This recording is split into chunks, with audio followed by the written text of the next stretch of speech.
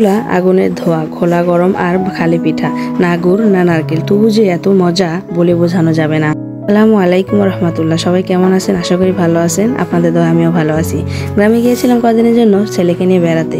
বিকেলে সবাই বেশ বসে গল্প করছি। একদিকে বাইরে প্রচুর বৃষ্টি পড়ছে।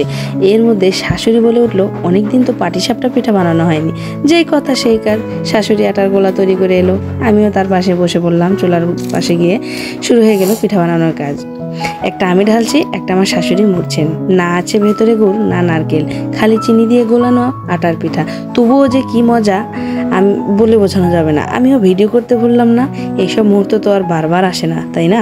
পিঠা বানাতে বানাতে শাশুড়ি বলে উঠলেন, এরকম পিঠা তারাও নাকি তাদের শ্বশুর শাশুড়ির সাথে সবাই মিলে বানিয়ে খেত। কথাটা শুনে আমার বেশ ভালো লাগলো যে আমিও আমার শাশুড়ির সাথে বানিয়ে খাচ্ছি। আমরা একসাথে সবাই মিলে গরম গরম মুখে তুললাম পিঠা। সত্যি স্বাদের চেয়ে সময়টা বেশি মনে থাকবে। পিঠা বানানো তো নয়, যেন একসাথে কাটানো এক মায়া ভরা মুহূর্ত ছিল এটা।